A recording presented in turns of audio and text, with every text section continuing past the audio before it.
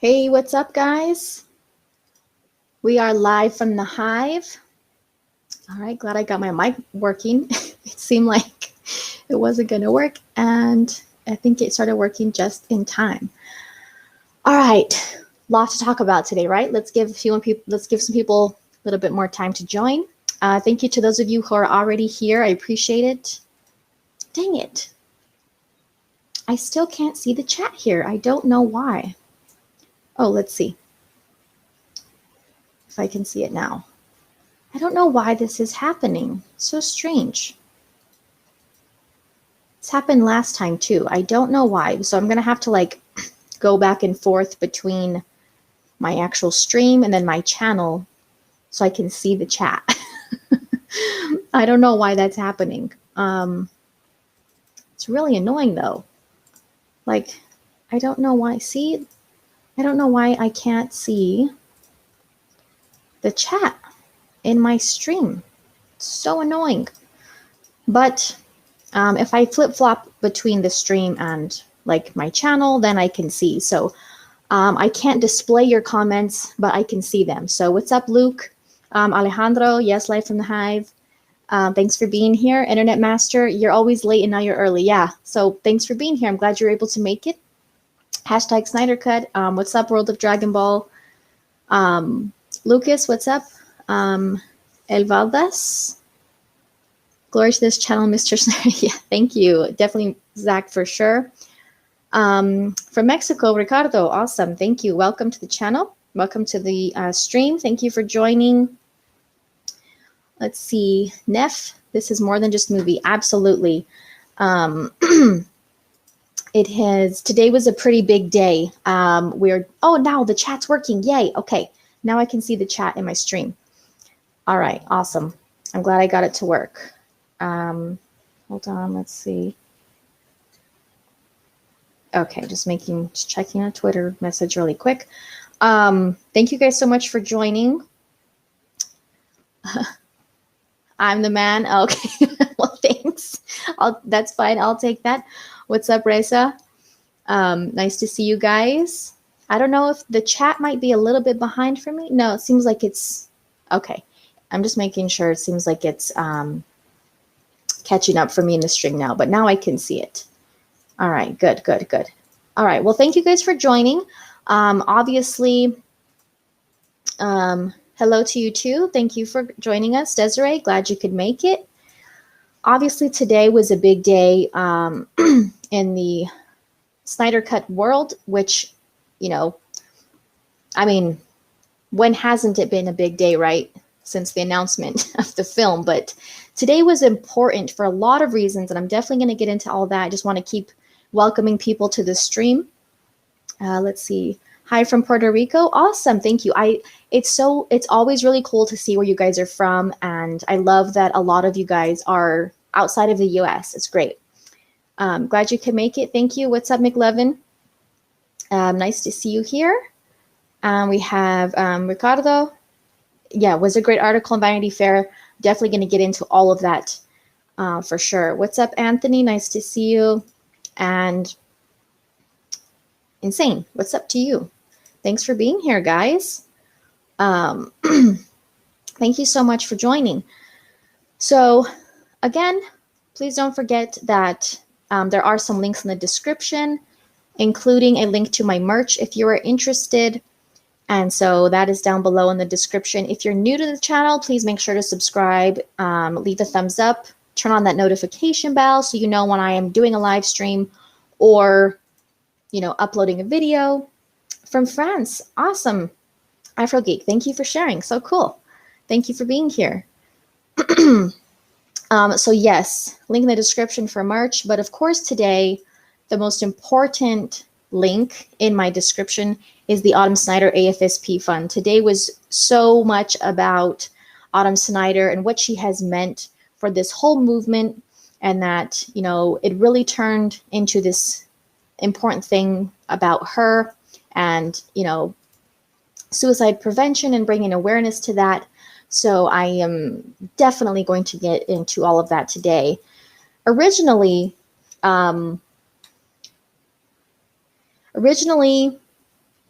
I was going to just record a video and upload it. What's up, Vivek Shaw? Nice to see you. You're French too, Desiree. Cool. Okay, yes. Well, let me just jump to this comment really quickly. I know I get all over the place sometimes, but Zack said there is still an announcement coming for France, Japan, and China. So don't be disheartened yet. Don't be discouraged. Zack said that announcement is on the way. I will do my best to keep viewers updated on that once he releases that announcement. And so don't be discouraged just yet. That announcement is coming. Okay, so just hang in there. I know it's been a long road, and I totally understand that you're a little worried, but Zack is coming through for us. Okay, so don't worry, hang in there. All right, so this Vanity Fair article, I was originally going to upload a video reading the article, talking about it, but it is a very long article, and there's just so much important stuff that I didn't want to I didn't want the video to be like boring, me just reading. It's kind of better to have like this interaction with you guys with this article, because it is pretty long. And normally with article videos, I will just highlight the important things from it if it's kind of long, or if it's short, I'll just kind of go through it. But this one's pretty long, and there's too much important stuff in it to just kind of like skip through. And so, I thought maybe a live stream would be the better option, because that way I can kind of go into more detail about it, take my time a little bit more, talk about the new pictures that are also in the article. And I'm sure all of you guys are, familiar with what was said in this article, but it's definitely important to discuss. I personally did not think that we would have or see this kind of dialogue or statements from anyone within the executive position, either prior executives or current ones. And it was really surprising to me that there were like a number of people going on record being named in this article. And so I was just so surprised. The first time I read it, I read it a few times now. The first time I read it, I was tearing up. It was extremely emotional, especially because Zack doesn't usually, and completely understandably, he doesn't really go into detail about, Autumn, his daughter. And I totally would understand why. Like, that would be extremely hard and difficult to just talk about, in a conversation. What's up, Ryan? Nice to see you. Glad you're here. Well, thank you, Internet Master. I appreciate that. Thank you very much. So this article was surprising on so many levels and important because it really clarifies misunderstandings about the Snyder Cut, and it really gave us some more insight into what was going on, behind the scenes, which within the intimate fandom that is more familiar with this whole Snyder Cut thing, we have known, like, on the surface level what happened as far as, Joss Whedon coming in, there being reshoots, the movie being completely different from what we were expecting. And so I hope you guys can hear me okay. All right. I hope you guys, I'm always paranoid about my sound, so I hope you guys can hear me all right. But I want to do like a deep dive into this article. So we start off with a behind the scenes picture, a set picture of Zack there with Jason Momoa. They're obviously shooting an Atlantis scene, and the title is very accurate. Justice League: The Shocking, Exhilarating, Heartbreaking True Story of the Snyder Cut. Pretty accurate, and sound is good. Okay, thank you for letting me know. Good to know. All right, so the article, good. I'm glad I sound good. Okay, thank you. Snyder is trending here for the past 5 hours. Yeah, every time something comes out, it's trending, which is awesome. I love that the article starts out by making a very important point that Zack Snyder, the director of Justice League, has never seen Justice League. And I think that people who are maybe skeptical about why is this so different, Like, what makes it a different movie? Isn't it just the same movie? Isn't it just the director's cut? Isn't it just extra footage? No. If a director who has received director's credit has not watched that movie, that speaks volumes, and that is so telling in and of itself. What's up, Jesse? Thanks for being here. So I think people just need to realize that, and I'm glad it starts off with this. He's never watched it, and I hope he never does. Probably like working on it and finishing stuff, having to go back and like, you know, finish CGI shots. Like that's probably, and like restore the coloring and all of that. That's probably when he really saw the most that he's ever seen so far, you know, from stuff that he had to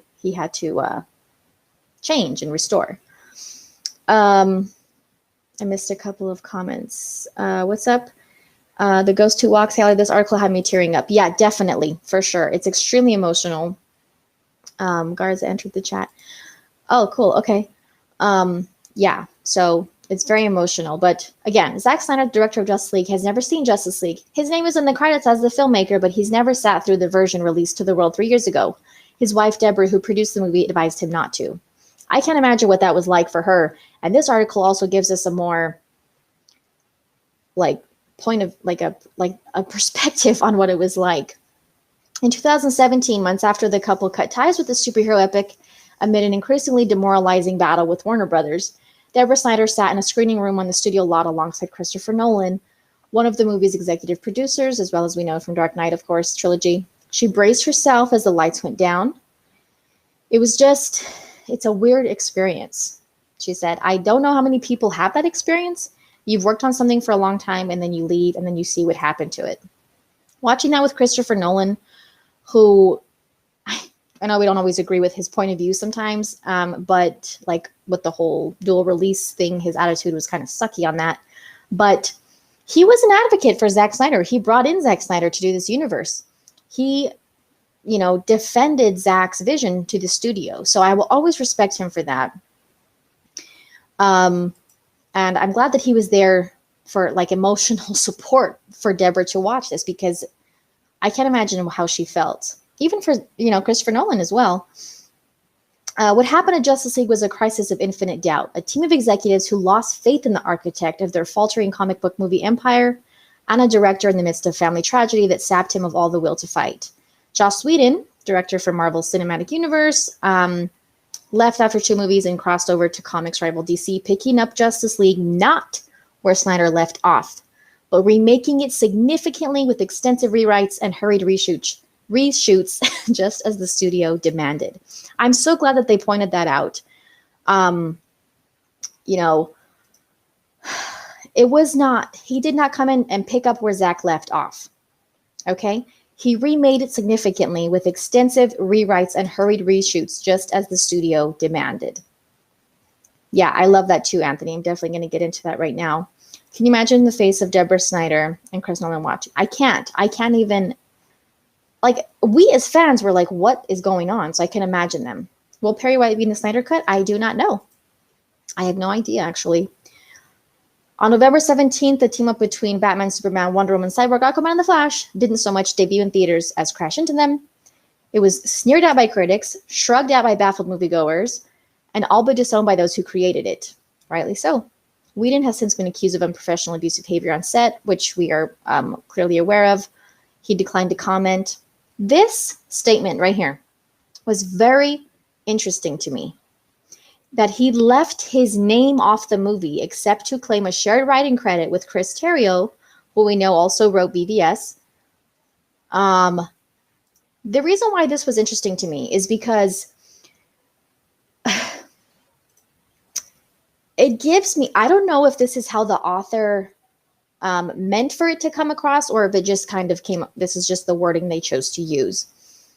It says that he left his name off the movie except for that writing credit. That to me, I took that as that could he have possibly, Joss Whedon, could Joss Whedon possibly have had a choice to get a director's credit and he chose not to? I'm not saying that anyone is saying that. I'm not saying that that's what the author is saying. That's just how I interpreted it, because it says he left his name off of the movie. That to me is like saying that he had a choice. Like he chose not to accept a directing credit for this movie. I don't know. I do not know if that's what that means. But it was interesting to me that it was said that way. So I don't know if that's true. I'm just putting that out there. We have some images here. Zack with Gal with the mother box. This looks like that's when all of the league's going to be standing there. We see that, you know, the track for the camera to circle them. And then this other black and white image of hers from BVS, which you might recognize. I don't know. So that was just really interesting to me that it was described that way, that he left his name off of the movie except for writing credit.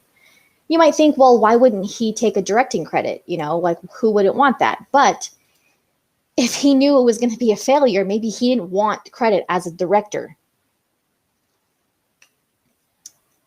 So I don't know if he chose that or the studio was like, no, we're still going to keep Zack on there, because as much as he rewrote and reshot, he should have been given, in my opinion, he should have been named director, because the worst thing that happened in this whole thing, as far as the movie goes, not with Zack's family, but as far as the movie, the worst thing that the studio did to Zack was put his name on the theatrical version, because we all know, and they knew, that that was not his movie. Okay, Lucas, you have a question. Okay, go ahead and put your question in the chat. So publicly, everyone close to the movie practiced their smiles, rehearsed their talking points in the hopes of doing no further damage to the project. Not that it helped much. We know the movie only earned a little over $650 million globally, which, you know, it kind of breaks it down why that's not much in the movie business, which I think we kind of all understand, especially considering how much they put into reshoots for no freaking reason. And, you know, marketing it. I already answered that question, Lucas. Will Perry White be in the Snyder Cut? I answered that earlier. I don't know. I have no idea. It's possible. I mean, I don't see, he was significant in Man of Steel and BVS. I don't see why he wouldn't be.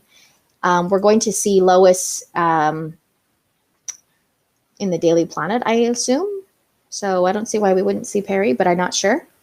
Whedon not accepting directing credit is a sure sign that he knew the director's credit. Oh, wait, hold on. I started reading a different one. He knew his work was not up to snuff. Yeah, I agree. So let's see. Raza is saying that Zack shot 100% of principal photography, so only he can get the director's credit. It's about legal stuff. I understand that part, but I wonder if they gave Joss the opportunity to have like co-director's credit or something along those lines, more than just writing. It broke my heart. It definitely did. Yeah, I do think there's a good chance Perry should be in the movie, because I do think we'll see Lois at the Daily Planet. So, yeah. But after the private screening of the Whedon cut, Nolan and Deborah Snyder emerged into the light with a shared mission. They came and they just said, you can never see that movie, which is what Zack said. And Deborah adds that because I knew it would break his heart. And I'm sure it broke her heart as well. And then having to like promote it and be on the press junket before it came out, she probably just was, you know, I know that she saw it after it came out, but still. It says that might seem overly dramatic because it's just show business, but since they had already been through so much, the battle over Justice League was agonizing, but it wasn't the worst thing to happen to their family that year, obviously.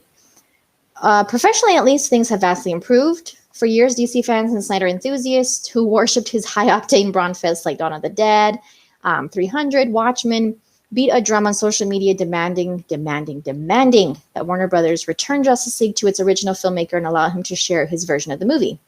Of course, they dubbed it the Snyder Cut. Here, I don't want fans to get offended by this. You know, it kind of points out that there is a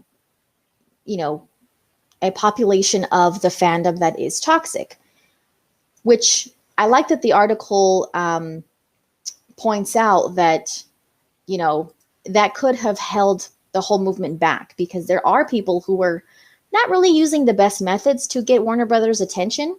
And so I understand everyone's frustration. I understand that I share that frustration. I completely agree that they made horrible decisions and they treated Zack and Deborah horribly as well. But there's ways of tactfully approaching situations and ways that don't really help. So the toxicity does not help. But I think it's important for people to realize that that is not the majority of the fandom. So, that's important. Of course, it points out that, that the fandom was relentless, grew numerous over time.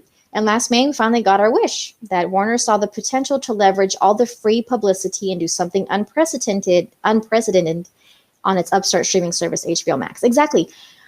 If you realize that this huge fandom is like promoting, is just having this huge presence, gaining and growing this huge presence on social media, that is free publicity.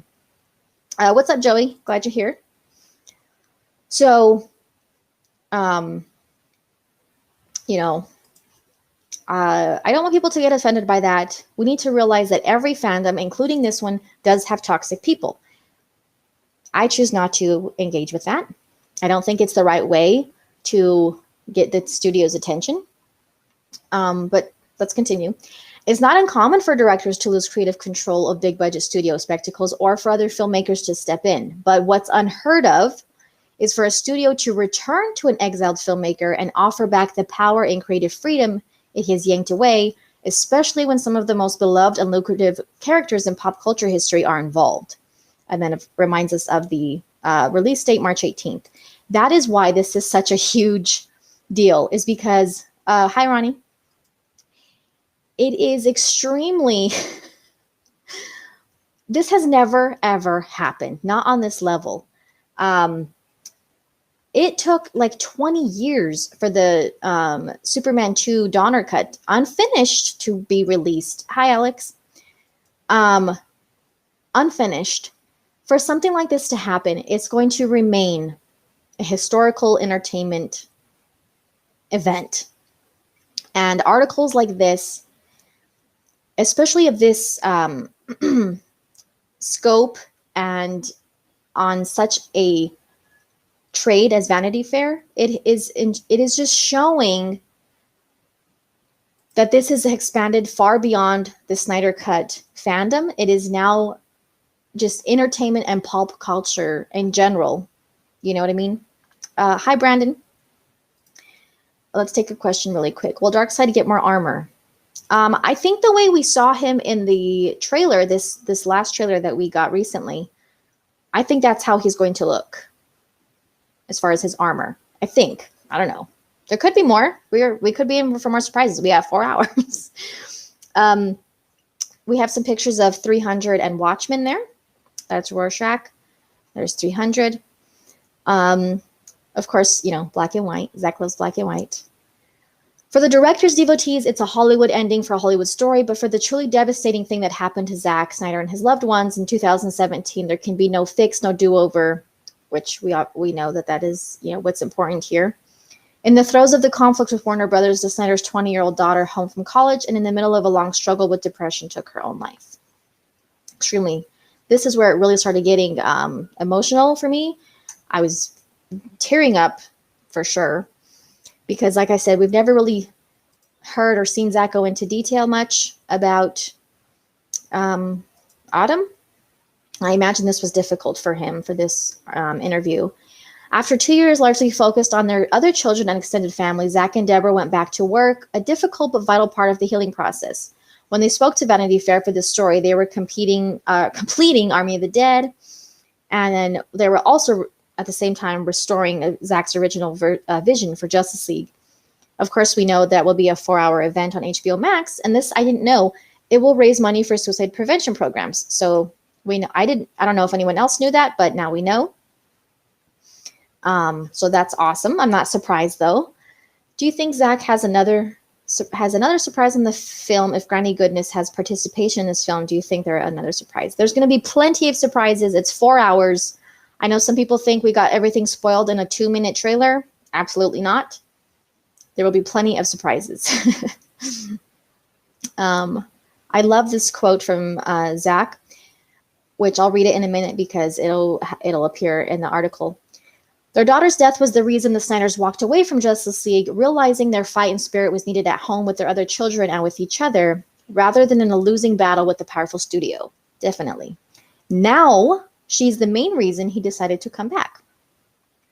At the end of the movie, it says for Autumn, Snyder says, when he talks about his daughter, the otherwise scrappy, ebullient 54-year-old filmmaker always looks away. Without her, this absolutely would not have happened. Oh, that description of the way he's talking about her just makes me so sad. It's so emotional. Hi, Amanda. And hello, young deity. Thank you for joining us. Yeah, so it's just so emotional. So emotional. I can't imagine how hard it is for Zack to talk about her. Here then we have one of the first images we got of Joker a while back. It was also in Vanity Fair, if I remember correctly. And then, but now we have this one on the right, which I think is already causing a lot of conversation between fans. I highly doubt that Zack actually is trying to depict Joker as Jesus. I don't think that's what's happening here. Zack is very deep. And I don't think that, I don't think that's what's happening here. I understand why it's kind of off-putting and can be viewed as offensive, borderline offensive for some of us. I totally get that 100%. But I think we need to look beyond what meets, just what we're seeing here. Zack had described that in this nightmare scene with Joker, it's Batman's psychic vision that he's having, and the Joker is talking to Batman about Batman. So I think this is kind of how Joker is trying to poke at Batman, kind of like trying to get Batman to see what he really is, that he thinks he's like that. I think Joker kind of is trying to tell Batman that he thinks of himself as like a savior, but he's really not. And he's kind of, that's what I think Joker is. I think that's what this is. I don't think that Zack is actually trying to depict Joker as like a Jesus character, not by any means. I think it just has to do with how Joker is talking to Batman about Batman. And it goes along, when he says in the trailer, we live in a society where honor is a distant memory. Isn't that right, Batman? He's kind of, he's giving Batman a hard time for losing his code, So, yeah, it is creepy, but that's what Joker is. He's creepy. Zack and his then wife, Denise Weber, adopted Autumn when she was a little over one, Zack says, smiling. Still an infant, but crazy. So now we're getting a little bit of, a little bit about Autumn and her life, which I thought was really special. Autumn was slightly older than the couple's son, Eli, which you're probably familiar with his son, Eli Snyder. They had 2 more children before they divorced, and then Snyder also had 2 sons with line producer Kirsten Ellen before marrying Deborah, who was his longtime producing partner. They got married in 2004, and they've also adopted 2 more children. This next sentence I thought was really touching. The filmmaker has often said being an adoptive in the story of Kal-El, a powerful being who became Superman thanks to the love and care of Jonathan and Martha Kent. I really appreciated that. I appreciated that for sure. More than 3 years after Autumn's death, Snyder still slips between the past and present tense when talking about her. So, God, it's so, ugh. She's the only dork, he said. She was the only fan. The rest of them. Today, Eli is interested in filmmaking, but Autumn was the only one of his children who matched her dad's kid-like enthusiasm for gods, monsters, aliens, and superheroes. She's super creative. She was a writer, and she was at Sarah Lawrence to be a writer. So he's sharing, a little bit about her. He also shared the picture that Autumn took in the Letterman jacket from Cyborg or Victor Stone's Letterman jacket. So that was, I'm sure. hard for him to be talking about her and looking at her pictures during an interview. Autumn had been in therapy and on medications, but the depression remained brutal. She was always wondering about her worth. What is my worth? What am I supposed to do? What am I about? Snyder stumbles on his words, his eyes glassy. The conversation was like, of course you're amazing. What do you mean you're worth? You're worth more than anything in the world. And she would just be like, yeah. So I can't imagine how difficult that must have been for Zack to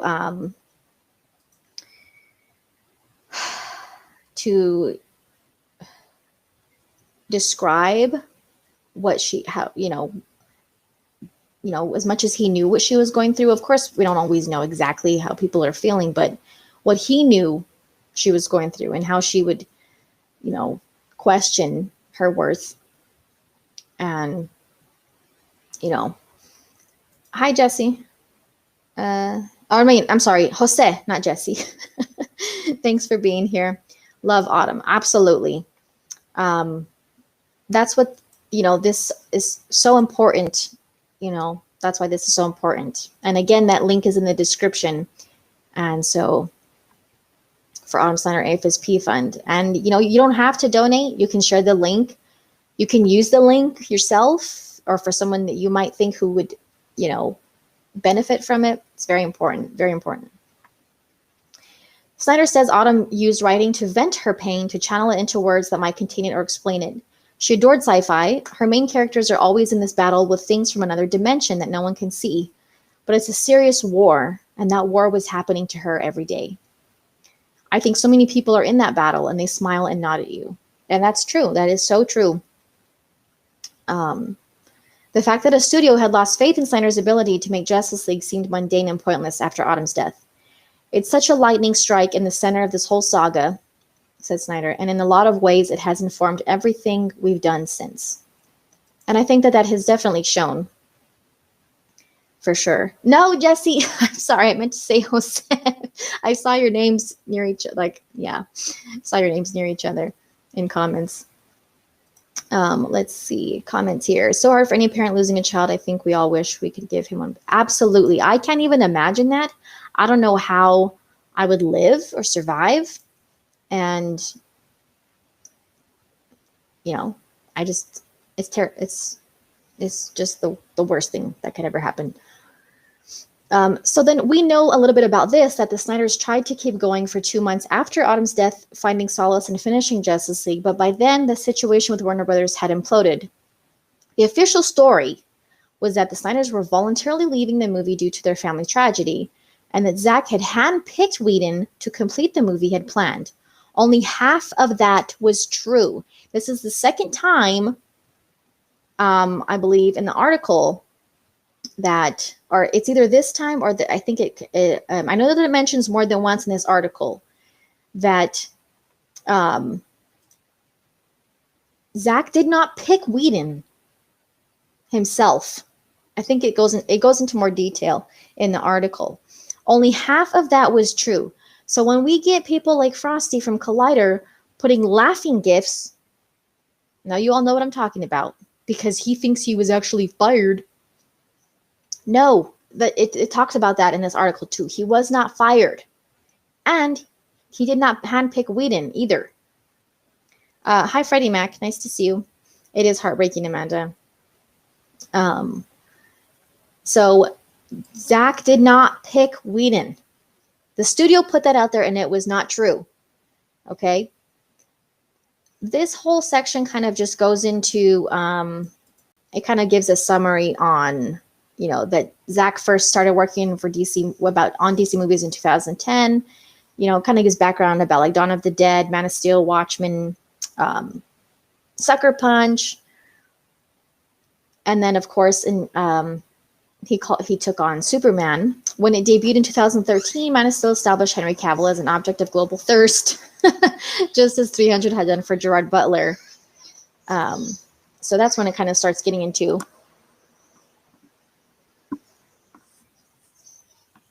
Sorry. Toby Emmerich. Yeah, we'll get into that right now. Kind of giving us a little summary on Man of Steel. Hold on just a second, really quick.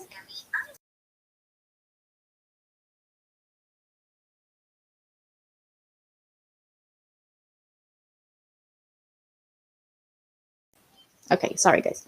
Now we're kind of getting into when, you know, Zack started this universe and talking about that he was not just, you know, making these movies, but he was kind of stepping into this role of being the architect for this whole DC cinematic universe that Warner Brothers wanted to start, that DC wanted to start. And his casting choices continue to resonate. Absolutely. He chose Gal Gadot to play Wonder Woman. And of course, you know, produced the first Wonder Woman movie. Well, he also had producing role in the second one, but anyway. And that he says, I remember Gal saying to me, Zack, I was going to quit the business. I was getting ready to just move back to Tel Aviv, have a life there. I was done with Hollywood. I was going to do this one more audition. And she came in and I was like, that's my Wonder Woman. And now she's the whole world's, you know? And I like I like this part that as with Man of Steel, Snyder continued to challenge expectations and norms, which sometimes led to pushback from the studio and originalist fans. For example, the different take that he had, the vision that he had for what Aquaman would be like. That he, you know, got rid of the blonde hair, blue-eyed standard, went for the long dark locks and smoky gaze of Jason Momoa, who went into audition for Bruce Wayne. But Zack had this thing where he was like, he's a Pacific Islander. There's a connection to the sea. What if he's Aquaman? He remembers thinking that everyone was like, you're insane. That's not a thing. You know, so I do remember hearing him talk about that before. How people were kind of like, that's not going to work for Aquaman. It is hard. Yeah, definitely. It's sad and satisfying at the same time for different reasons. And here we have another picture, another new picture of Cyborg. Well, Ray Fisher as Cyborg, and the same. It obviously looks like the Knightmare timeline, Knightmare scene in this hallway. This is interesting, though. Look at his light in the middle. What is that? He doesn't have that in the other, if I'm right, he doesn't have that usually like in other behind the scenes stuff that we've seen of Ray Fisher and the in his, you know, CGI thing. He did make Aquaman. I don't remember ever seeing anything like that before in the behind the scenes shot. Nightmare Apocalypse doesn't stop Victor from yeah. I don't know what that is on his chest. It's maybe he has something different in the Nightmare, or am I just like not realizing what that is? I don't know. Looks like something different from what he usually has on, with his, you know, pajamas as he calls them. So a new picture there. It's pretty cool. He's between this narrow hallway. It became part of a pattern, you know, going back to kind of pushing the envelope with casting and stuff like that. The studio gave Snyder the power to go anywhere he chose with its most valuable characters, and he always went somewhere other than what they wanted, is how Zack described it. But still, I mean, it says that, you know, they used his universe still for Suicide Squad, Birds of Prey. Flash is going to connect and explore, you know, different universes. We're going to see Michael Keaton's Batman appearing along with Ben Affleck's, which still don't know how I feel about that, but it is what it is.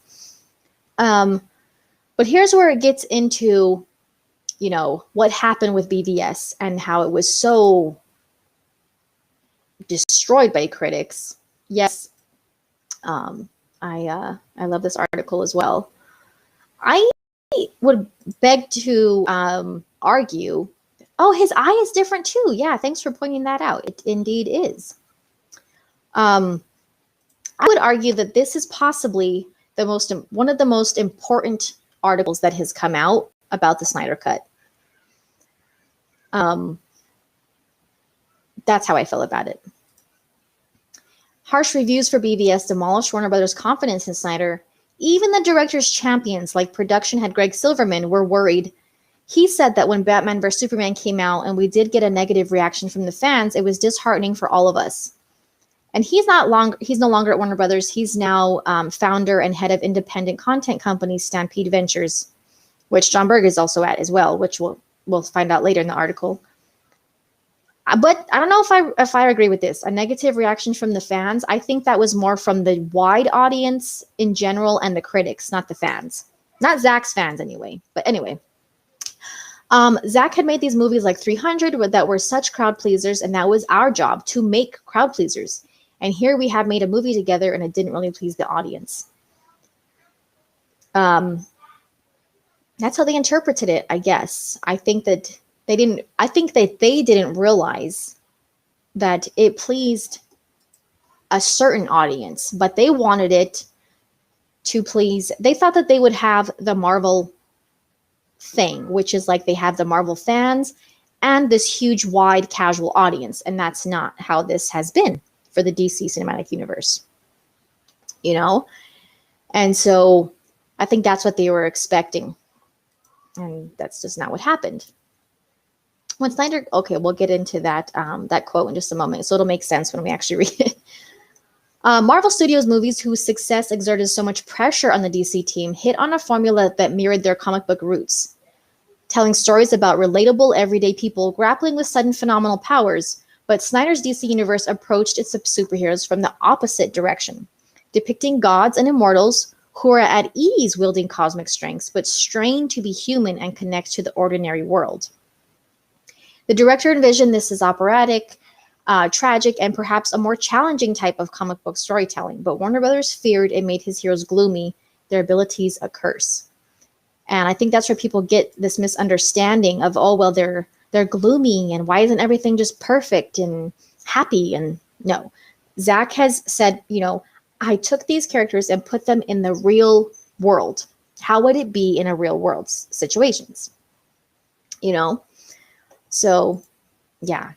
Diane Nelson, who was president of DC Entertainment at the time, we know she left like pretty much right after Justice League came out, says she appreciated that Snyder was more into deconstructing the familiar than just recapitulating it. So she's been more vocal about like her lack of friendship with Jeff Johns.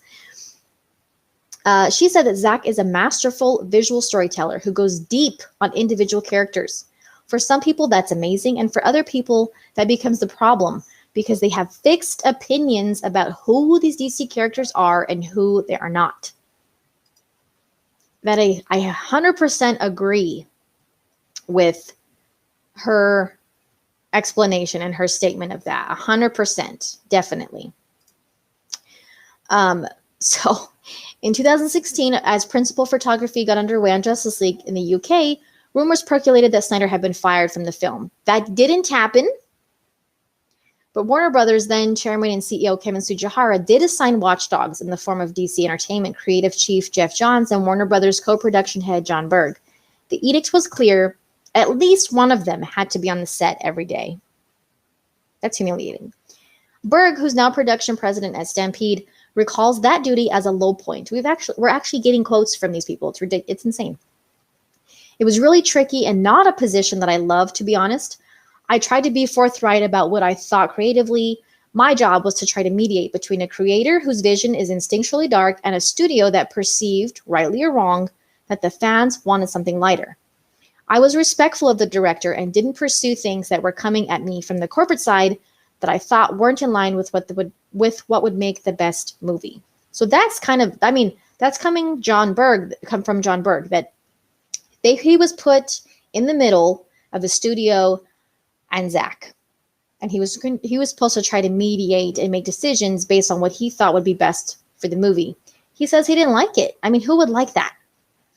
You know, he probably felt more obligated to the studio than to Zack, but at the same time didn't want to like trying to interfere with what Zack wanted to do. And I'm not defending him in any way because I know that Ray Fisher has, put it out there that he is an enabler of what went on with the reshoots. But it's really interesting to hear directly from these people how it was. You know what I mean? I never thought that would happen. Snyder knew why Johns and Berg were on the set. You could say babysit, is what Zack said. Many filmmakers would have bristled at the intrusion, but he was gracious. This is what kind of person Zack is.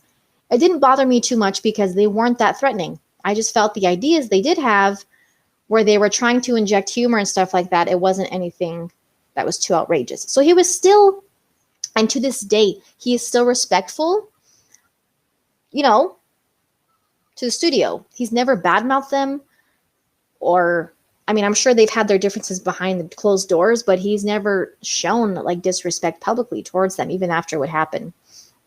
Here we have a couple new Knightmare scene pictures with Batman and Mara, which this is the first time we've seen a new image of Mara. We know that she, Amber Heard was on the set for additional photography, not reshoots. I know people are probably going to start talking about Amber Heard in the chat. I'm not going to get into that. Those guys were just lackeys for Sujihara. Even Zack said it wasn't anything extreme. Yeah, they wanted to babysit Zack on set, see what he was doing, try to make sure he's, whatever. Like he said, inject humor and stuff like that. Okay. This part of the article, I did not see coming at all. It was completely mind-blowing to me what Zack is describing here, that an idea that he had. But Warner Brothers did nix some of his more sweeping notions for Justice League, like adding a romance between Ben Affleck's Bruce Wayne and Amy Adams' Lois Lane, who was mourning Superman's death in the previous film. The first time I saw that, I thought I read it wrong. The intention was that Bruce fell in love with Lois and then realized that the only way to save the world was to bring Superman back to life. So we had this insane conflict because Lois, of course, was still in love with Superman. We had this beautiful speech where Bruce said to Alfred, "I never had a life outside the cave. I never imagined a world for me beyond this. But this woman makes me think that if I can get this group of gods together, then my job is done. I can quit, I can stop." And of course, that doesn't work out for him.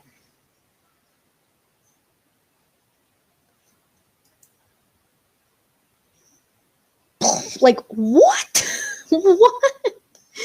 Yeah, seriously, Bombshell is right. Like, I would have never, ever, ever have expected that at all. Like, that would have never even been in my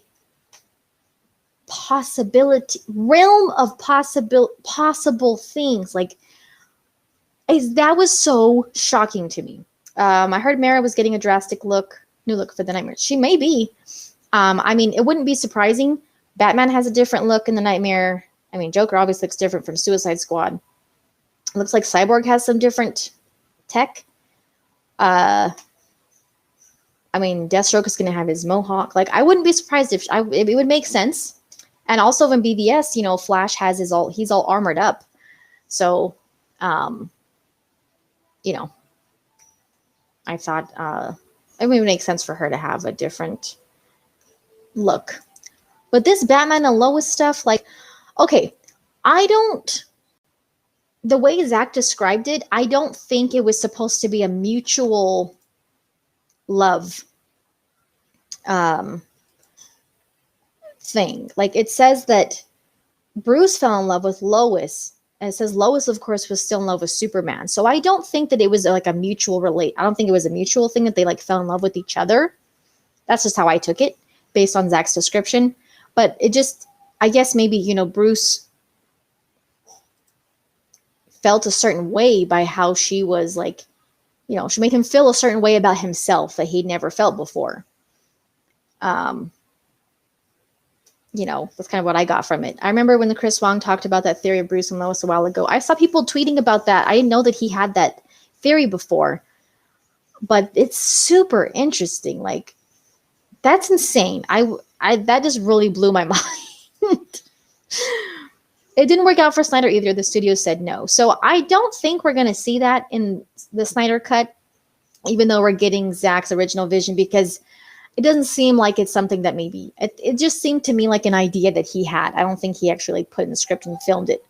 That's just what I think. And I don't think he would put that in this article. I don't think he would have shared that in this article if it was going to be in the movie, because that's a pretty huge thing to happen. Yeah, it was shocking to me that was, yeah. So, of course, the downside of making epics is the studio's financial expectations. For Justice League, Warner Brothers wanted a big, round, billion-dollar in global box office, which that hadn't happened yet in their movies. You know, this cinematic universe for them was still very young. They had extremely high expectations only because of Marvel, which was much farther along in their universe by the time this movie came out. So I don't know why they had those. It's stupid. It's very unrealistic. So in 2017, Zack showed his first cut to Tsujihara, and it did not go well. So, not surprisingly, you know, among the issues was the length of the film. Zack says there was a mandate from Tsujihara that the movie must be 2 hours long. Absolutely ridiculous. That order had a paradoxical impact because it meant eliminating much of the heart and humor the studio also wanted. You know what I mean? And it says like a comical romantic subplot between Ezra Miller's Flash and Kiersey Clemons' Iris, who was entirely absent from, you know, the Snyder Cut. I mean, the theatrical cut, obviously. Yeah, that doesn't make any sense to me. Like, they wanted this movie to be cut down to 2 hours, but then at the same time, they wanted it to be like, oh, put all this humor in it, put all this lightness in. Like, how are they supposed to? Zack's like, okay, make up your mind. Hi, Flash. Nice to see you here. Snyder also saw a bigger structural problem with the make it shorter order. Zack said, how am I supposed to introduce 6 characters and an alien with potential for world domination in 2 hours? I mean, I can do it. It can be done. Clearly it was done, he says, referring to Whedon's version. But I didn't see it, which 100%. That's just, no. Reports that Snyder himself asked Whedon for help were false. Okay, here's the second time that this is being mentioned in this article. Okay. Johns, one of the studio-appointed babysitters, had been planning a Batgirl movie with Whedon, and Snyder and others say Johns recruited him to do rewrites for Justice League. Once again, Snyder was gracious and even hopeful.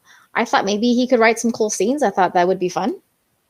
You know, I don't think he took it. I'm sure it was probably kind of weird and awkward for him. That, you know, they're like, oh, Joss Whedon's coming into blah, blah, blah. He's probably like, okay, like, why? You know, I still don't really buy the whole Batgirl story. I think that was a cover. You scared me. Oh my gosh. Sorry. Sorry, guys.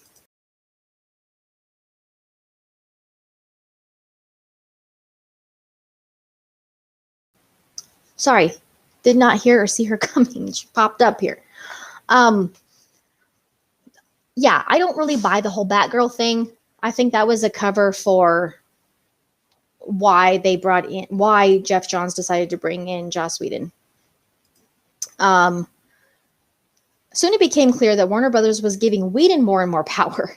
He would not just advise during reshoots, but also do some directing himself. Snyder says he only had one conversation with Whedon about the studio's notes, meaning what the studio wanted him to change or to add or whatever, or take out. Reeling from Autumn's death and finding anguish in their work rather than relief, Zack and Deborah quit. We just lost the will to fight that fight in a lot of ways. All of us, the whole family, were just so broken by losing Autumn that having those conversations in the middle of it really became, I was like, really? Frankly, I think we did the right thing, because I think it would have been either incredibly belligerent or we just rolled over. So it's definitely understandable why they made that decision. One by one, he called members of the cast and crew. Ray Fisher said that I remember I was in a movie theater and I was walking into AMC right in Times Square. I got the call from Zack and he was saying he had to deal with stuff with the fam and he was having to step away. I had a trillion questions. My heart sank. So, you know, obviously Ray Fisher's been very vocally supportive of Zack from the beginning. And, you know, I would be I think we were all heartbroken. Yeah, it was funny. I know. Sorry. She scared me over here. Whedon rewrote and reshot about 3/4 of Justice League from what Snyder can gather. When fans ask him about details of the movie that bears his name, he usually has no idea what they're talking about, which has become obvious over the past few years on Vero, right? Worst of all for Warner Brothers, Whedon didn't exactly save the movie. Hold on. Let me drink some water because I'm going to start choking.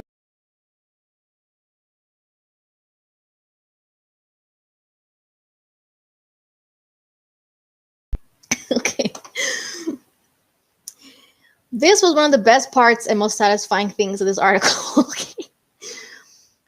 When we got to see what Joss actually did, it was stupefying, says a studio executive who requested anonymity. I understand why. The robber on the rooftop, so goofy and awful. The Russian family, so useless and pointless. Everyone knew it. It was so awkward because nobody wanted to admit what a piece of it was. Are you kidding me? Oh my God.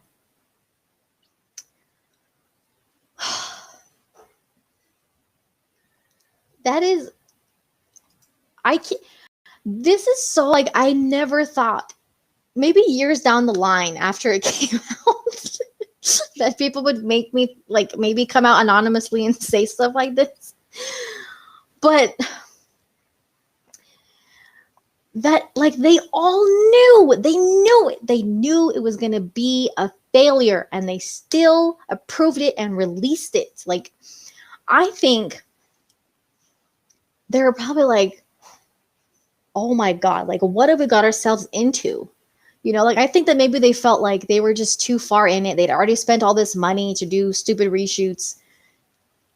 Like, they're probably like, we don't know what else to do. The only option is to either release it or to like start from scratch, and that's going to cost even more money. Like, I think they just didn't know what to do, even though like they seriously, it's ridiculous.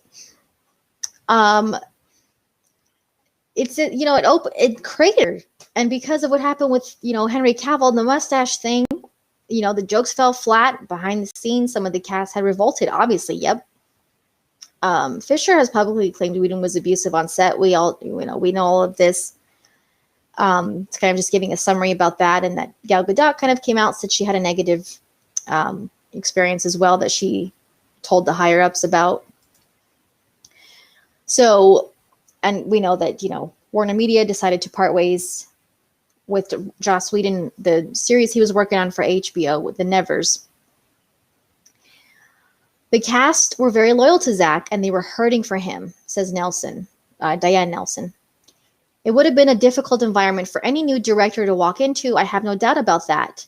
But then how Joss chose to handle that is Joss's to live with. And I'm so glad that she said that. You know, yeah, it wouldn't be easy for any director to come in and like take over a movie that's already been filmed, and like the studio's kind of like, hey, we want you to change this or try to see what you can do with this scene, see how you can make this funny or light or whatever. That would not be an easy situation. But the way he chose to go about it, that's his decision. He chose to film scenes and do pointless reshoots for stupid dialogue that didn't matter. And, you know, insert stupid dialogue, terrible stuff, you know, have Flash falling on, you know, Wonder Woman and all of that nonsense. He chose to make those, he chose to do that. He chose to have that. He chose to film those scenes, that dialogue. Yes, he put it in scenes that Zack shot, except for the whole Russian family and stuff that he added, like with Wonder Woman and Batman, and she's fixing his arm and all that. Yes, but he made those choices. Those were choices that he made. And he also chose to treat people the way he did on the set, which is why I'm very glad Diane Nelson, only at the top, don't squeeze it, don't squeeze it. Capri Suns are not made for, I don't know why they're made for kids. Anyway, I'm so glad that she said that, you know, because it needs to be acknowledged. In the aftermath of Whedon's version, a new narrative arose on social media. #release the Snyder Cut. Snyder gradually began to encourage the movement, but it was hardly the first thing on his mind, which is, you know, definitely understandable. From the time we left, it was not a great year, but we did a lot of stuff with family. It was a really important year, you know, for Zack and his family. And of course, after grieving and, you know, starting to heal with his family, he started to work on Army of the Dead, which they describe as a visceral, funny, and exceedingly dark smash and grab story about an elite strike team that goes into a zombie overrun Las Vegas to retrieve a hidden fortune before the hot zone is nuked. And then, you know, we have some pictures from Army of the Dead. It it just kind of describes Zack scanning through concept art about for the, also there's going to be an animated series that accompanies the Army of the Dead movie. And, working remotely and all of that stuff. So I would appreciated this statement from Scott Stuber, who is the head of original films at Netflix. He said that Zack went through something very difficult. And I think he probably realized, like we all do, it's okay to be vulnerable. For those of us lucky enough to know him and Deborah, he's a very soulful, kind, thoughtful human being. He's got this facade of big action movies and all those bravado things, but there's a sweet kindness to him. And it's nice to see studio, heads, people in executive positions complimenting Zack's character for once. We know that by the way Zack and Deborah have, they said it's been a joy working with Netflix. The way Zack and Deborah have described it was from the beginning. They were like, yes, we want that movie. What else can you do with it? We're shooting that. Like, they've given him, like, they're probably like, do what you want. Like, we want more. And I think they're very smart because, we found out that, Netflix wanted to buy the Snyder Cut from the studio. And they were like, no. Netflix was probably like, we'll take that off your hands because we see the potential for this. We see the demand. Like, if you don't want to do it, like, we'll do it. We'll take that on. And they're smart. They're like, okay, well, Zack, what else do you want to do? And they know that they're going to get Snyder's fan base. They already have those people in the bag for this movie and the sequel, the prequel, the animated series, whatever. They know that they have Snyder's fans that are going to support him, and plus all their huge Netflix, subscribers. So they're smart, and they definitely, they truly appreciate Zack for sure. And I'm glad. It is really nice to hear, studio executives, Netflix executives, commenting on his character and Deborah. In that vein, at a time of stories of abusive creators, Snyder is an anomaly, definitely. Even executives who were sometimes at odds with him agree that he's genuinely nice. I'd be stronger than that, says Greg Silverman. He's a wonderful guy and fostered a wonderful working environment on his sets. He really valued the crew. He valued his cast, which we've heard time and time again from cast members, crew members, Fabian Wagner, Jay Oliva. All these people who have worked with him have always said that about him. Always. So it's nice to see that Netflix appreciates Zack and Deborah. Snyder's movies tend to be about strength and what it means to wield it. Maybe it was inevitable that he'd eventually not only join the release of Snyder Cut bandwagon, but begin driving it. Definitely. This was sad. This is sad. When Snyder left Warner Brothers, he took his laptop, which was emblazoned with a Justice League sticker. On the hard drive was his original, nearly 4-hour version. It was devoid of visual effects, music, and all the fine-tuning that makes a movie a movie. It was also black and white. To him, it was a memento. He thought we would just show it to random people who stop by, like our friends or whatever. So that's also important for people to realize is that, people have said, oh, well, I thought it was done. Why did they have to finish the Snyder Cut? I thought it was done, blah, blah, blah, blah, blah. Well, obviously, when he left, he left in about May of 2017. The movie didn't come out until November, so how could it be 100% finished? Yeah, he finished filming, but obviously there's a lot that goes into a movie beyond filming. So that's what people that are kind of like, well, I thought it was done. No, visual effects, music, and all the fine tuning that make a movie a movie. Obviously, there were still things that had to be completed for it to be like in releasable form, but the filming he had done was done. Rather than fade away, the demand for the Snyder Cut gained momentum over the years, definitely. Of course, we know about, groups paying to have airplanes fly the banners over, the Warner Brothers studio and at Comic-Con, the Times Square billboard. We know about all that stuff. This is where it kind of gets into people describing their experiences with some of the toxic fans. And that, it's mostly comes from the Snyder fandom and not like some of the other just DC fans in general. Unfortunately, there's a quote here. Unfortunately, I think a lot of online fandom and fandom culture is headed into this very toxic direction. which I don't think that that's necessary. I mean, it's true for some people and true not for other people. Like, obviously, like I have said before, all fandoms are going to have people that are like that. It's just how it is, especially online, because people feel very brave online. This was also kind of interesting. This clinical psychologist who explores superhero archetypes on a podcast, that sounded interesting to me. I was a psych major. Notes that fans get especially aggressive on social media when they feel they've been denied something. She said that what I have observed is an enduring false sense of ownership, which can manifest as abuse threats and strong, intense reactions when a story doesn't go their way. Fighting for the unseen cut of a film became a cause. In some quarters, the worst behavior metastasized.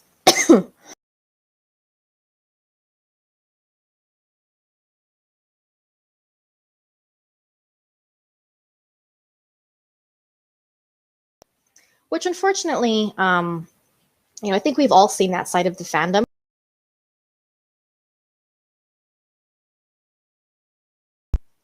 And that's part of the reason why, when the Snyder Cut got announced, there were people who were saying, oh, it's just giving in to toxic fans and blah, blah, blah. Yeah, some of them are and will be and were, but not the majority. All right. And if people choose to engage with that and put it out there, that only gives a bigger voice to it. So that's why I choose not to do that. Again, like it says here, the trolls may have actually held back the movement. It doesn't help when people are that way. There's better ways to approach that stuff. Snyder cringes at descriptions of the abusive tactics. I 100% think it's wrong. I don't think that anyone should be calling anyone anything. I've always tried to give people in the fandom attention who do good things, which is, yeah, definitely. Let's all do that. And then this is a lot more insight too. November 2019 brought a sustained hashtag push on Twitter, which I think we all remember, which Snyder promoted. That's when Gal Gadot, Ben Affleck started calling for it. A few days later, Toby Emmerich called Snyder with an offer. Let's try again. He said, a lot of the people at the company, myself included, always felt badly that Zack didn't get to finish his vision of this film because of the circumstances. And so if there was a way to make it logistically and financially possible, which HBO Max did, and Zack had a willingness to do it, it seemed like a win for everybody. Very interesting words coming from Toby Emmerich. I'm okay. Thanks, Ronnie. I just had to drink some water really quick. It's shocking, like I said before, to hear these words coming from these people. Am I going to thank them? Am I going to thank Toby Emmerich? No. Might have to go to my Instagram profile. Oh God, why? What happened? Making me a little nervous.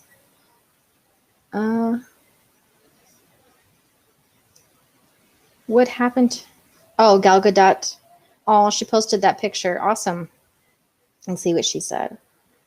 On the day, okay, this photo was taken by Zack Snyder on the day I did the camera test for Batman vs. Superman with Ben.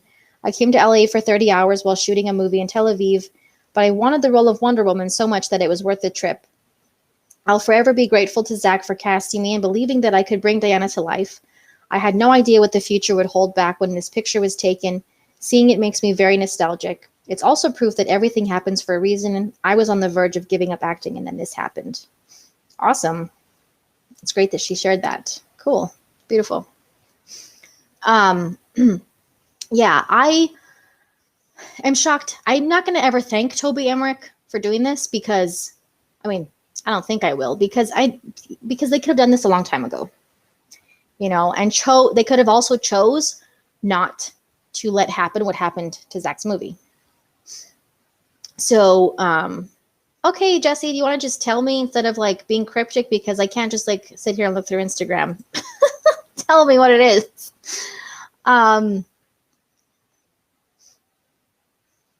So,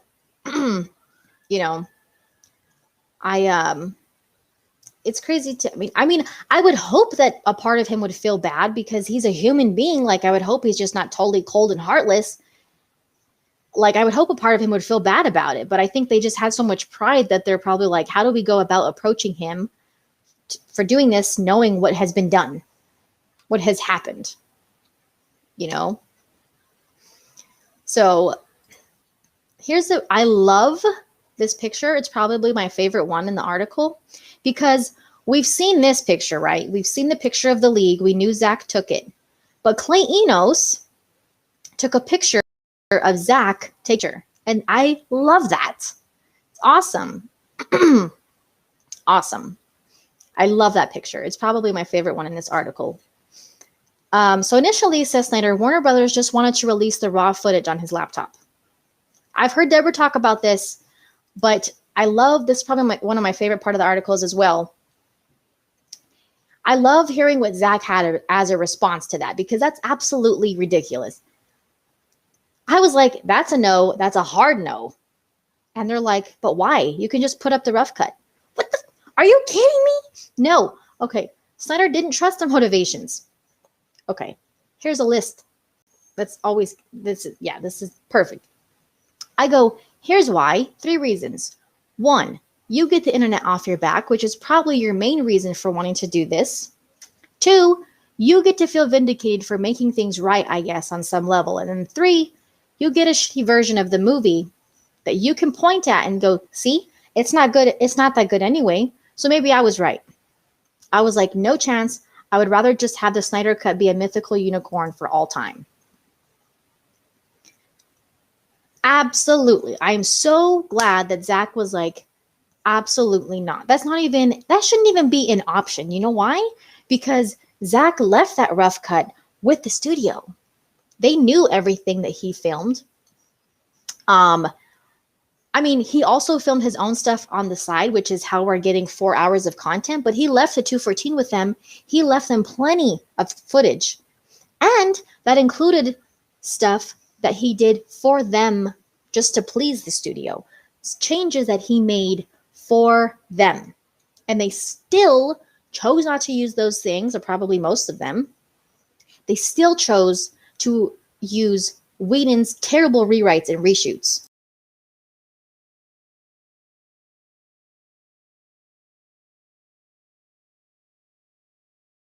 So no, not an option. He's like, it was a constant battle with you guys.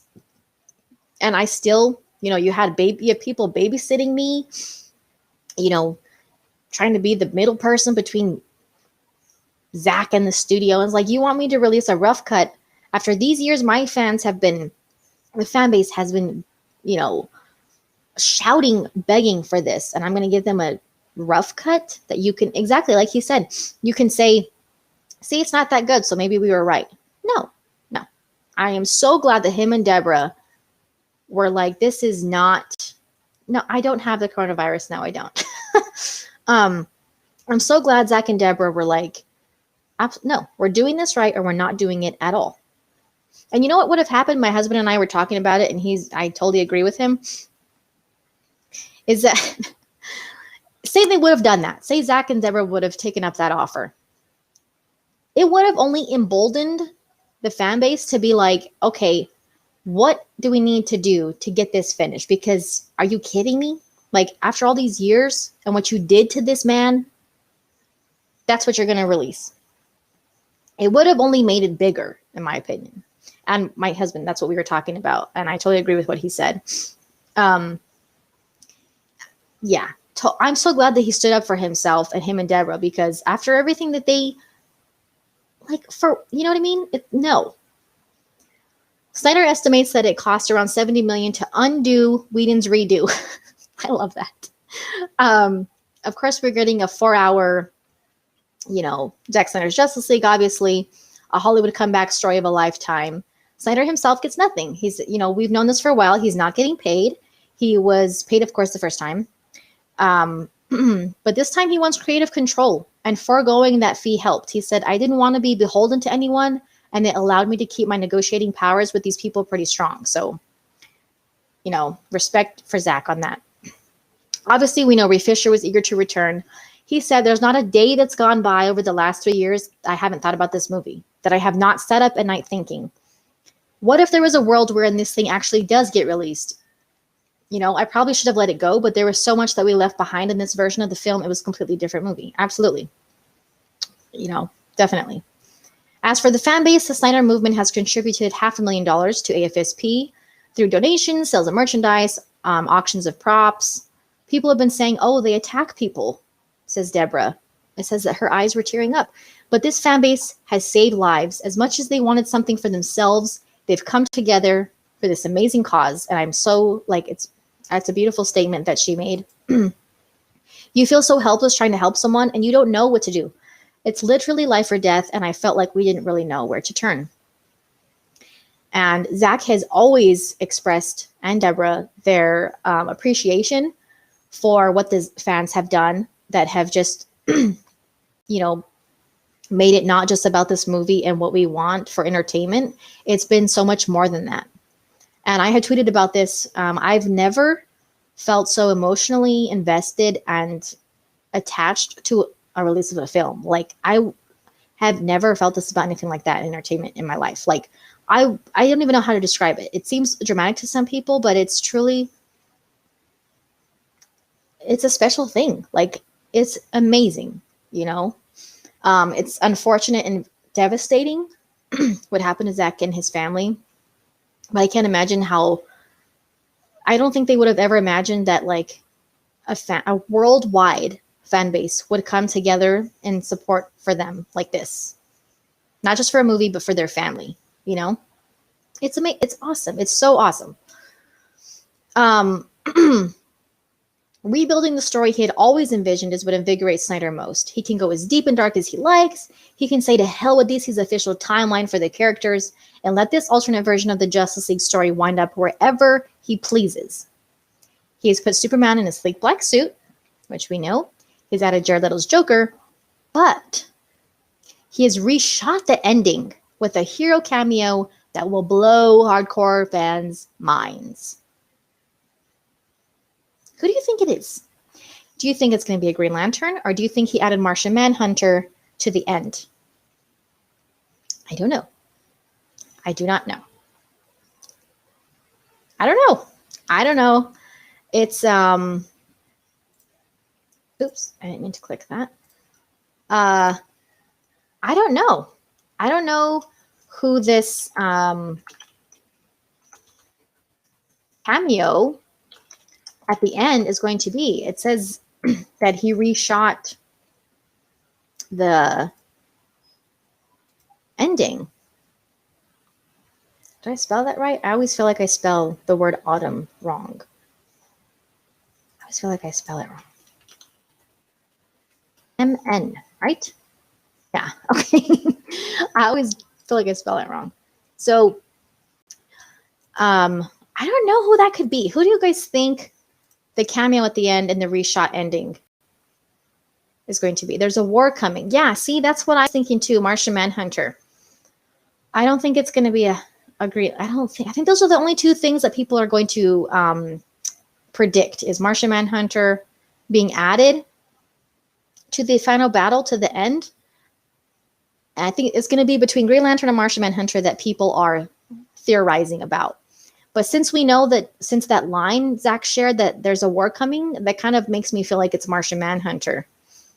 Harry Lennox said he was with Batman and Superman. That's right. Yeah, my husband pointed that out earlier too to me, that he said that he gets to, it was awesome to be able to stand up there with Batman and Superman. So I think that's hinting at the final battle, but I can't wait. Oh, it's going to be awesome. Okay. And then it goes into saying how, like, some people might be bothered by watching the movie in a 4:3 format instead of widescreen because he shot it in IMAX ratio so that hopefully one day we can watch it in IMAX. But I mean, if you think about it, okay, we've gotten accustomed to watching movies with the black on the top and the bottom. Why is it different to have black on the sides? What's the difference? Yeah, it's more of a box, but it's like you get so much more on top and bottom. And if you see any of the side-by-side comparisons, like on social media, I see a lot of them.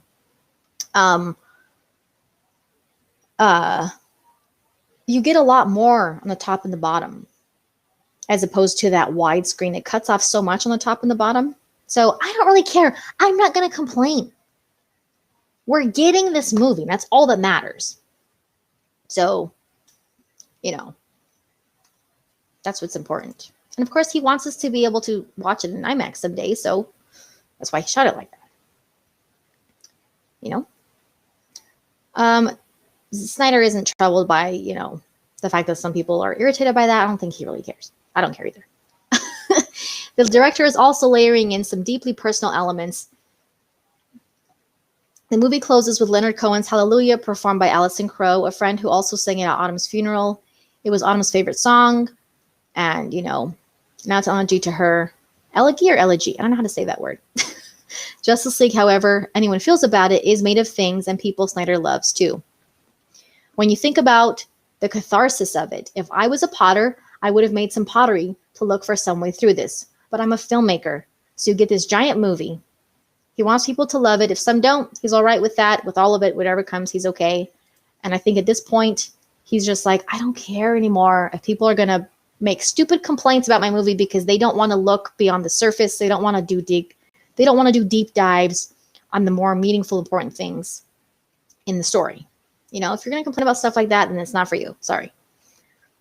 But someone said that it's not Martian Manhunter because we already know he's in the movie. We do know he's in the movie, but originally, even for Zack's original thing, he wasn't going to have Martian Manhunter at the final battle. So he could have added him in there for that reason at the end, to give him a bigger role in the movie.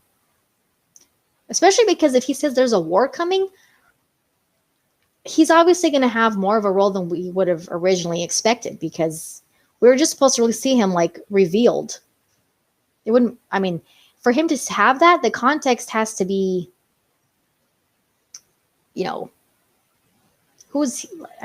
there's more to that than just finding out that he's Martian Manhunter. So. Shazam is that secret No, Shazam's not going to be a secret cameo. Sorry, I don't buy that one. What is my worth? What am I supposed to do? What am I about? Zack Snyder is answering Autumn's questions for himself. Definitely.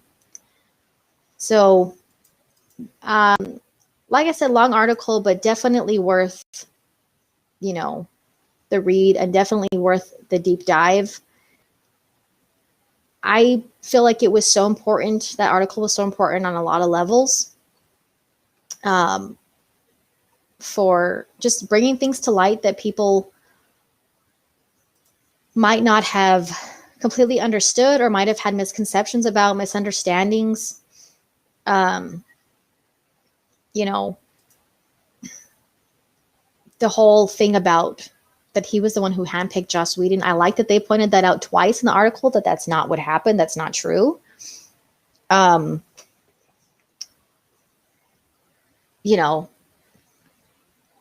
just, that he wasn't fired.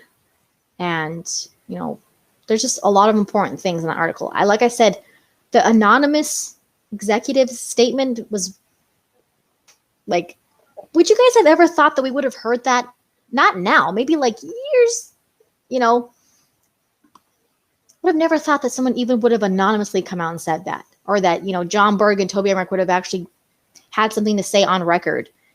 That's just shocking to me, shocking. But great article nonetheless. And I'm just kind of going through Twitter to see if there's anything. I know everyone's still kind of talking about, Zack Snyder's Justice League. Fastest Man Alive, March 18th. Cool. Quick little flash thing. Just, it was an emotional article. It was satisfying at the same time. It was just so many things in that article. I don't know. What do you guys think we're gonna, the open door with a dark hallway? It's not a hallway. Sorry, it's my son's room, but it's completely dark outside now, so it looks dark, but it's actually a bedroom. So it's not a hallway. Don't worry. I don't like how they shoehorn so much stuff in between Zack speaking candidly about Autumn for the first time. Well, yeah, it was a lot in one article. I will agree with that. No one's behind the door. But like I said, there's so much important information in that article. And it says, the title kind of tells you that it's going to be a lot. shocking, exhilarating, heartbreaking true story of the Snyder Cut. So it's kind of trying to like, I mean, the Snyder Cut is such an education. You know what I mean? Like for people who don't maybe know much about it, but maybe they've heard about it or something like that, it's like a lot of information that you need to be aware of to understand how we've gotten from point A to point B. You know, so I understand why it's a lot of information.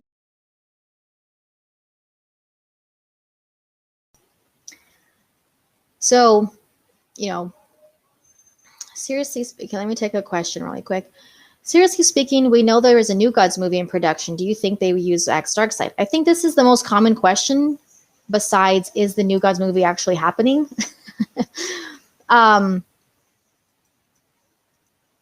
I hope. I mean, Ray Porter's been asked about this a lot too. And he says that, you know, he would love to do it, but it's up to Ava DuVernay if she chooses to or not. So, I mean, it would be great, right? It'd be awesome. That movie, I don't know. I feel like who knows when it's ever going to happen. But at the same time, I feel like a lot is hinging on Zack Snyder's Justice League. So kind of depending on, I think, how this does, then we'll probably start getting a lot more information about other movies that we haven't heard about for a long time or something like that. I mean, I wonder what we're going to get in this new surprise trailer coming up. And just to clarify, it's not, I mean, it could be, but I don't think so. It's not March 8th. I know there was some confusion with that because the concept artist on Instagram had shared a post in Forum Cyborg and said that, you know, had said in his caption of a picture that he couldn't wait for March 8th. And that kind of gave everyone like, oh my God, the trailer's going to be March 8th. But no, it's supposed to be a surprise trailer for March 18th. I mean, the release is March 18th. It was a typo. He later fixed it and changed it to March 18th. It's not March 8th. So don't be putting that out there. We don't know. It's supposed to be March. It's supposed to be a surprise trailer that we don't know the release date of yet. So looking forward to that. Also, someone on Instagram had told me that they have already been able to secure a rental for March 18th to watch Zack Snyder's Justice League, and the theater is just going to need their HBO Max account and of course the fee up front for that theater. So if I were you, if you have theaters around you that are open, start checking that out locally and see if you can already do that. I don't know if every theater offers that option to where they're like, oh, you can we can play anything you want for you. But if I were you, I'd look into it just to see. You know, it's not going to hurt. If you have theaters around you that are open, look into that, see if you have that option. Because that's at least one way to see it in theaters before sometime when we actually do hopefully get it in theaters. But if I were you, I would check that out.